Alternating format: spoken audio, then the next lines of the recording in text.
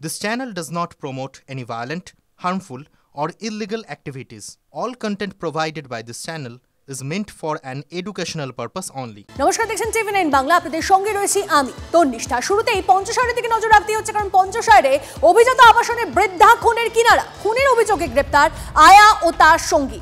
লুটের জন্যই বৃদ্ধাকে খুন, অনুমান পুলিশের। উদ্ধার বৃদ্ধার সোনার গয়না সহ লুট হওয়া সামগ্রী। কথা বলবো আমাদের প্রতিনিধি সুপ্রিয়া আমাদের সঙ্গে রয়েছে। সুপ্রিয়া, অর্থাৎ একাকী বৃদ্ধা বাড়িতে থাকে, সেই সুযোগটাই কি এই যারা আয়া ছিল এবং তার সঙ্গী ছিল সেটা কাজে লাগালো?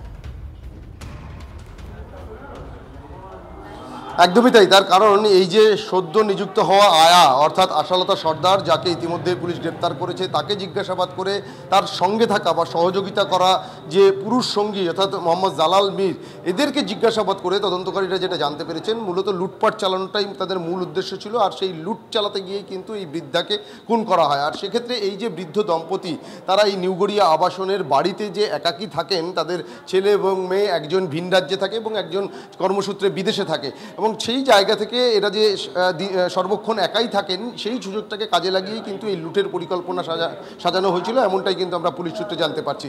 এবং সেক্ষেত্রে যেটা আরও আমরা জানতে পারছি, যে ঘটনা অর্থাৎ খুন এবং লুট যেদিন ঘটানো হয়েছিল সেটা হচ্ছে 20 তারিখ, 20 আগস্ট সকাল 7টা 14 থেকে 15 মিনিট নাগাদ এই যে আশালতা সর্দার, সে এই বৃদ্ধ দম্পতির বাড়িতে গিয়ে পৌঁছয় এবং তার পরবর্তীতে বৃদ্ধার হাত পা এবং মুখ বেঁধে তাকে ভারী কোনো বস্তু দিয়ে তার মাথায় আঘাত করা হয় এবং মৃত্যু নিশ্চিত করার জন্য তার শ্বাসরোধ করে খুন করা হয়েছে। এবং সেক্ষেত্রে এই যে বৃদ্ধ অর্থাৎ পিকে দাস, যাকে ইতিমধ্যেই পুলিশ উদ্ধার করেছে, তাকে উদ্ধার করা হয় বাড়ির একটি খাটের নিচ থেকে। অর্থাৎ এই বৃদ্ধকে কিছু খাওয়ানো হয়েছিল কিনা বা তাকে অচৈতন্য করার কোনো চেষ্টা হয়েছিল কিনা, সেই বিষয়গুলোও তদন্তকারীরা খতিয়ে দেখছেন। তবে ইতিমধ্যেই যে সিসিটিভি ফুটেজ সামনে এসছে, সেখান থেকে কিন্তু যেটা দেখা যাচ্ছে যে 20 তারিখ সকাল 7টা 14 থেকে 15 মিনিট নাগাদ এই যে আশালতা সর্দার এবং তার পুরুষ সঙ্গী অর্থাৎ মোহাম্মদ জালাল মীর, তারা এই বাড়ির দিকে এগিয়ে যাচ্ছেন এবং তারপরে বাড়িতে ঢোকেন। এবং এই জালাল যে পুরুষ সঙ্গী, সে কিন্তু গোটা সময়টা যখন ভেতরে আশালতা সর্দার এই খুন এবং লুটের ঘটনা ঘটাচ্ছে, তখন জালাল বাইরে পাহারা দিচ্ছিলেন। এমনকি এতটাই পরিকল্পনা করে গোটা ঘটনা ঘটানো হয়েছিল, এই বাড়ির যে বিদ্যুৎ সংযোগ, যেটা ইতিমধ্যেই আমরা পুলিশ সূত্রে জানতে পারছি যে বাড়ির বিদ্যুৎ সংযোগ বিচ্ছিন্ন করে দেওয়া হয় এবং বাড়িতে যে সমস্ত সিসি ক্যামেরা রয়েছে, সেই ক্যামেরাতে যাতে কোনোভাবে এদের ছবি ধরা না পড়ে, তার জন্য সিসি ক্যামেরার কানেকশন ডিসকানেক্ট করে দেওয়া হয়েছিল। যদিও রাস্তার এবং আশপাশের যে সমস্ত সিসি ক্যামেরা রয়েছে, সেই ফুটেজ দেখে এদেরকে আইডেন্টিফাই করা হয়।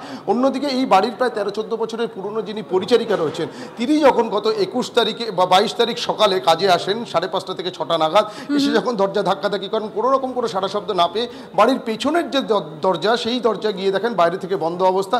সেই দরজা খুলে ভেতরে ঢুকেই কিন্তু বৃদ্ধাকে প্রথমে দেখতে পান। অর্থাৎ বাড়ির সামনে দিয়ে না ঢুকে এই যে আশালতা সর্দার, যে গত 17 তারিখে প্রথম কাজে এসেছিলেন আয়া হিসাবে, কি আয়া সেন্টার থেকে তাকে নেওয়া হয়েছিল কাজের জন্য, তারপরে 3 দিন তিনি কাজে আসেননি। ওই 21 তারিখে সে দ্বিতীয়বারের মতন কাজে আসে, আর সেদিন এসে কিন্তু এই লুটপাট এবং খুনের ঘটনা ঘটানো হয়। তবে এদেরকে আজকে আদালতে পেশ করার পর পুলিশ হেফাজতে চেয়ে আবেদন জানাবে, তার কারণ এই দুজন নাকি এর সঙ্গে আরো কারো কোনোভাবে ইনভলভমেন্ট রয়েছে, সেটাও একদম একদম অবশ্যই নজর রাখো সুপ্রিয়। অনেক ধন্যবাদ।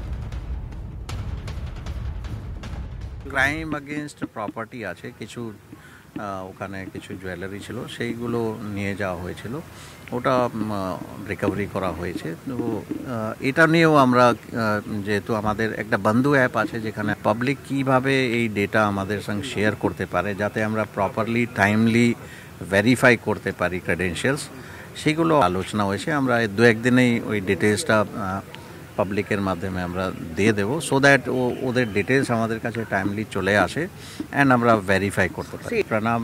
প্রণামে যারা পুলিশ পার্সন যারা অ্যাসোসিয়েটেড আছেন, ওদেরকে আমরা বলবো আরও একটু এটা স্ট্রেনথেন যদি করা যায়, আরও যোগাযোগ যদি বাড়ানো যায়, অ্যান্ড এইটাতে আরও বেশি লোককে যদি ইনক্লুড করা যায়। আমার সাথে ওই মাসিমা থাকে, ওই মাসিমা ডেকে দিল। আমি বললাম কী হয়েছে এত সকালে? বলে এসো না মিনতি দি, ওই মাসিমা মেসমশা সাড়া পাচ্ছি না। আমি বলছি সাড়া পাচ্ছ না, আমি গিয়ে কি করব? তারপরে তবুও গেলাম, গিয়ে দেখছি যে অন্ধকারের মধ্যে সিঁড়ির তলায় মাসিমাকে অল্প অল্প দেখা যাচ্ছে, যে চিত হয়ে শোয়ানো আছে, হাত বাঁধা ফাঁধা, তখন আমি বুঝতে পারি। হ্যাঁ হ্যাঁ, সেক্রেটারি গেটের ডেকে এনে, ওই দিদি তো খুব পুরান, উনি খুব কাঁদছিল, ওই সেক্রেটারি গেটের ডেকে, আর তারপরে ওই সব জানাজানি। মেসমশাই খাটের তলায় ছিল, এতটা বের হয়েছিল। কি অবস্থায় এবারে ভিতরেরটা তো দেখতে পাচ্ছি না কি অবস্থা। না না, উনি কিছু বলতে পারছে না। উনি তখন বলছে যে কই আমি তো খাটের উপর শুয়ে আছি। হ্যাঁ, আমি বলি কি অবস্থা, তুমি তো খাটের নিচে শুয়ে আছো। তা তখনই বলছে কই রে আমার কাছে আয়, ওনার পরিবারের ডাক ছিল, কই রে আমার কাছে আয়, এই কথাই বল। বাড়ি থেকে বেরোতে পারতেন না? না।